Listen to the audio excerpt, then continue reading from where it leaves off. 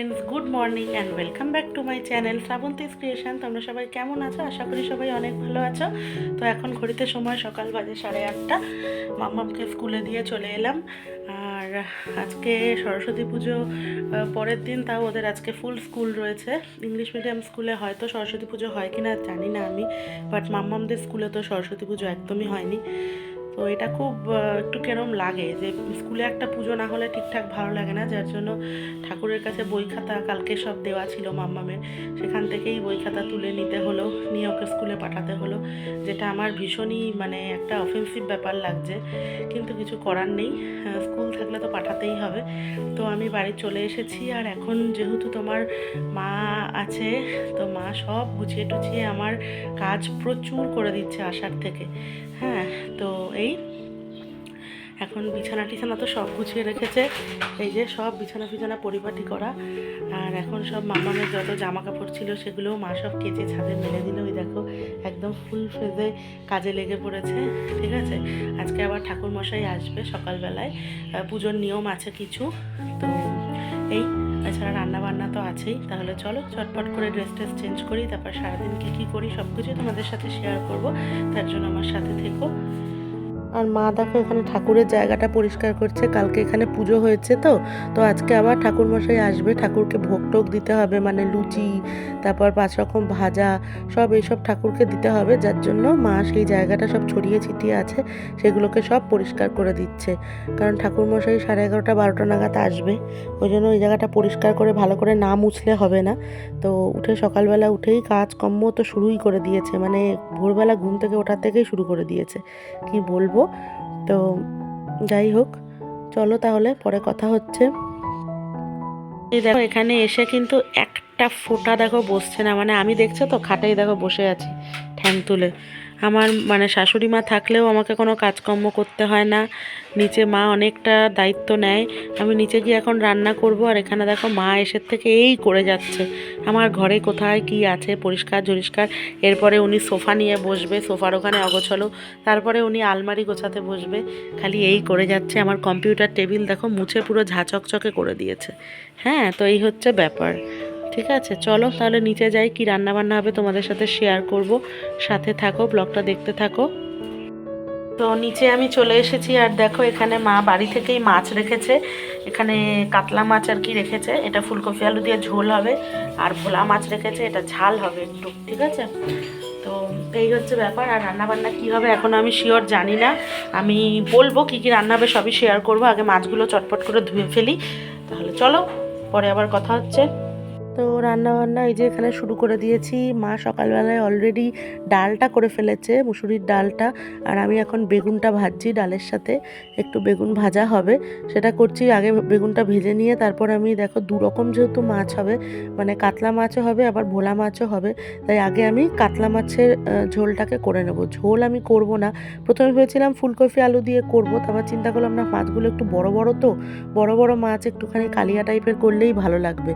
তো আমি সেই মতো করেই আর কি করব, একটু গরম মশলা দিয়ে পেঁয়াজ আদা রসুন সবই দেব, দিয়ে ঝোলটা করব, তাহলে খেতে ভালো লাগবে। এখানে কিন্তু মাছ ভাজা আমার হয়ে গেছে, এখন আমি ওই জিরে তেজপাতা ফোড়ন দিয়ে আলু আর পেঁয়াজ কুচিটা দিয়ে ভাজছি, আর যে মশলাটা করে রেখেছি এবার সেই মশলাটা দিয়ে ভালো করে কষাবো।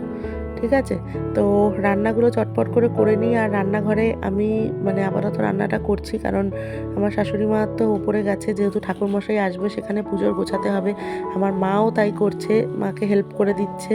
তো ওই জন্য আমি রান্নাটা আজকে নিজেই সবটা অ্যারেঞ্জমেন্ট করে যতটা পারছি করছি। ঠিক আছে, তো চলো তাহলে মাছের ঝোলটা চটপট করে ফেলি। আর দেখো মশলা কিন্তু এখানে আমার মোটামুটি ভালো কষে গেছে, একদম কালার চেঞ্জ হয়ে গেছে। তো এখন পরিমাণ মতো জল দিয়ে মাছগুলো দিয়ে দেবো। আর তোমাদেরকে আর একটা জিনিস আমি দেখাচ্ছি, দেখো পিসির কাণ্ড, পিসি কী করছে। দাঁড়াও, মাছের ঝোলটা আমি কমপ্লিট করে নিয়ে তারপর তোমাদেরকে কিন্তু দেখাবো। হ্যাঁ, সাথে থাকো। তো এখানে আমার মাছের কালিয়া একদম রেডি, কাতলা মাছের। ঠিক আছে, এবার ভোলা মাছ করব, ভোলা মাছের ঝাল। চলো তাহলে করে নিই। আর এই দেখো পিসির কাণ্ড, তোমাদেরকে বলছিলাম না, দেখো কোথায় পিসি উঠেছে। পাশে যে জমিটা আছে সেই জমিতে না খুব সুন্দর কচি কচি মানে কুমড়ো শাক বেরিয়েছে আর কি, ডগা। তো ওই কুমড়ো শাক কাটতে দেখো পিসি এখন ওপরে উঠেছে। আমি বলছি পিসি তুমি ওখানে ওরম উঠো না, কারণ ওখানে সাপকোপ কত কিছু আছে, কিছু হলে তখন কি হবে। সে কথা তো শুনছে না, কোথায় জঙ্গলের ভেতরে ঢুকে গিয়ে দেখো এখন শাক কাটছে। আর আমি হেসে হেসে মরছি আর ভিডিও করছে পিসির সাথে আর কি মারছি। দেখো পিসি ওই জমির থেকে কুমড়ো শাক কেটে এনে দিল। হ্যাঁ, আর মা বলছে এটা রান্না করবে সব বেগুন আলু টালু দিয়ে, শীতের যারা সবজি আর কি দিয়ে কুমড়ো শাকটা সর্ষে বাটা দিয়ে করবে মা। তাই দেখো আনার সাথে সাথে বটি নিয়ে কাটতে বসে গেছে। আর আমি এখন একটা মাছের ঝোল করে উঠে এবার এই যে ভোলা মাছটা করবো। চলো চটপট করে ফেলি, মামা আবার স্কুল থেকে চলে আসবে, সাথে থাকো। আর এখানে কিন্তু আমার ভোলা মাছের ঝালও প্রায় শেষের পথে। শুধু সর্ষে বাটাটা ধনে পাতাটা দিলেই কিন্তু আমার মাছের ঝাল কমপ্লিট।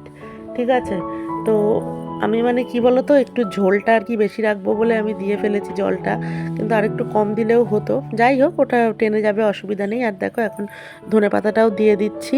তাহলে চলো, মোটামুটি রান্না কমপ্লিট। কুমড়ো শাকটা এবার মা করবে। রান্নাই আমার মোটামুটি হয়ে গেছে। আর এখানে ভাত দেখো বসিয়ে দিয়েছি। ঠিক আছে, আর মা এখানে কুমড়ো শাক আর এই আলু বেগুন সব সবজি যা যা লাগবে সব কেটে রেখেছে। এই রান্নাটা মাই করবে। মা উপরে ব্যস্ত রয়েছে আসলে, ওই জন্য আমি এটা একটু বসিয়ে দিই, দেখি মা তারপর এসে করবে। ঠিক আছে, আর মোটামুটি হয়ে গেছে। মাম্মাম স্কুল থেকে চলেও এসেছে। মাম্মামও ওপরে, ঠাকুরমশাই এসেছে, এখন কাজ হচ্ছে পুজোর, যার জন্য ওখানে সবাই রয়েছে আর আমি নিচে এখানটায় রয়েছি। তাহলে চলো সাথে থাকো। এখানে দেখো মার এখন কুমড়ো শাক রান্না প্রায় কমপ্লিট হয়ে গেছে। সর্ষে বাটাটা দিয়ে দিচ্ছে। চলো এবার মাম্মামকে স্নানে নিয়ে যাব, তাহলে পরে কথা হবে আবার। মাম্মাম কোথায়? মাম্মাম মাম্মাম উপরে চলে গেছে। মাম্মাম উপরে চলে গেছে, চলো তাহলে। আর এখানে দেখো ঠাকুর মশাই এসে আবারও পুজো করা শুরু করে দিয়েছে। আর ঠাকুরকে ভোগ নিবেদন করা হয়েছে, লুচি 5 রকম ভাজা টাজা, সেগুলোই আর কি করছে। মানে আমার শ্বশুরবাড়িতে মানে এটা হচ্ছে নিয়ম, শ্বশুরবাড়িতে নিয়ম নাকি হাতে করি হলে হয়তো এরমই নিয়ম থাকতে পারে। তো মানে 2 দিন ধরে পুজো হয় আর 2.5 দিনের দিন বিসর্জন দেওয়া হয় ঠাকুর। ঠিক আছে, তো প্রথম দিন পুজো হয়েছে, দ্বিতীয় দিনও আবার পুজো হচ্ছে, আর তারপরের দিনকে বারবেলা মানে 12টার মধ্যে বিসর্জন দিয়ে দিতে হবে। তো এখানে এখন সেই পুজোই চলছে। আর এবার পুজোটা হয়ে গেলে তারপর মাম্মামকে স্নান করাবো, আমরা সবাই স্নান করব। তো চলো তাহলে পরে আবার কথা হচ্ছে, সাথে থাকো। এখানে দেখো এখন লুচি ভাজা চলছে ঠাকুরের। ঠিক আছে, মানে লুচি ভেজে ঠাকুরকে নিবেদন করে ওই যে দেওয়া হয়ে গেছে, পুজো টুজো করে চলে গেছে ঠাকুর মশাই। আর এখানে এখন বাড়তি লুচিগুলো ভাজা হচ্ছে, কি সুন্দর ছোট কড়াই আর স্টোভে। তো সেই আর এখানে এখন ছানাপোনারা খেলা করছে, কি সব স্লেটে লিখছে ওরা। চলো ঠিক আছে, চলো তাহলে পরে কথা হবে। তো এখন ঘড়িতে সময় সন্ধে বাজে 7টা। ঘুম থেকে উঠলাম আমরা কিছুক্ষণ আগে। আর এখন দেখো মা উঠে আমার আলমারি গুছিয়ে দিচ্ছে। আলমারির তাকগুলো সব মানে এলোথেলো হয়ে রয়েছে, আমার তাকটা নিচে, ওইটা পুরো শাড়ি টাড়িগুলো সব গুছিয়ে দিচ্ছে। এই হচ্ছে ব্যাপার। এখন যাই গিয়ে একটু চা করব আর মাম্মামকে একটু মুড়ি দেব। তাহলে চলো, ফাইনালি গোছানোর পরে তারপর দেখাচ্ছি। ঠিক আছে, সাথে থাকো।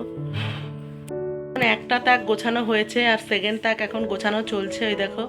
আর এখানে খাটের ওপরে এই অবস্থা এখনো। ঠিক আছে, এই দেখো ফার্স্ট তাকটা গুছিয়ে দিয়েছে মা, সেকেন্ড তাকটা এখন গোছাচ্ছে। রাখার জায়গা হচ্ছে না, এত শাড়ি। চলো মাম্মাম, এই যে মাম্মামকে এবার একটু চুল টুল বেঁধে দিই, দিয়ে একটু মুড়ি টুড়ি খাকো, তাহলে পরে আবার কথা হচ্ছে, সাথে থাকো। সময় দেখো রাত বাজে 8:30। আর মা এখন আলমারি গোছানো কমপ্লিট করে এবার দেখো আমার ব্লাউজের জায়গা বসেছে, ব্লাউজ সবগুলোকে গুছিয়ে গুছিয়ে সব রাখছে। আমার মানে এসে কত কাজ মা করে দিচ্ছে, আমার বলার কোনো মানে আর নেই গো। একটা ফোঁটা একটা সেকেন্ডের জন্য বসছে না, আমার কিছু কষ্ট কম হয় সেটা নিয়েই শুধু ভেবে যাচ্ছে। এই আর মাম্মামকে এখানে পড়তে বসিয়েছি, মাম্মাম পড়াশোনা করছে। সামনে তো সোমবার থেকে অ্যানুয়াল এক্সাম শুরু হচ্ছে। হ্যাঁ লেখো। তো এই হচ্ছে ব্যাপার। চলো তাহলে আবার পরে কথা হবে। সকালবেলায় সব রান্নাই করে ফেলেছিলাম, কিন্তু রাতে রুটির কোনো তরকারি করিনি। মানে আমি ঠিক বুঝতে পারছিলাম না কি তরকারি করব না করব। তো ওই জন্য নিচে চলে এসেছি মাম্মামকে পড়াশুনো করিয়ে। এখন প্রায় 8:30 মতো বাজে। আর নিচে এসেই দেখতে পাচ্ছ ফুলকপি ভাজছি। মানে ফুলকপি আলু মটরশুঁটি সব দিয়ে একটা গামাখা করে একটা তরকারি করব, ঠিক আছে? সেই জন্যই ফুলকপিটা ভাজছি। তাহলে চলো কাজগুলো কমপ্লিট করি আস্তে আস্তে, তোমরা সাথে থাকো। তো এখানে আলু ফুলকপির চচ্চড়ি পুরো কমপ্লিট হয়ে গেছে। আর এখানে ভাত হচ্ছে পাশে। আর মাম্মামের পড়াশুনো হয়ে গেছে, মাম্মাম এখন দাদার সাথে খেলা করছে। দেখো প্রায় 10টা বাজতে যায়। হ্যালো ফ্রেন্ডস, ঘড়িতে এখন সময় রাত বাজে 11:30। আর এবার আমরা ঘুমিয়ে পড়বো।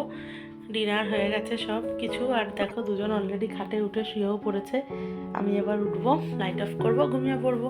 তো চলো আজকের ব্লগটা এই পর্যন্তই। ব্লগটা ভালো লাগলে একটু লাইক কমেন্ট শেয়ার করে দিও। কালকে আবার একটা নতুন ব্লগের সাথে তোমাদের সামনে হাজির হব।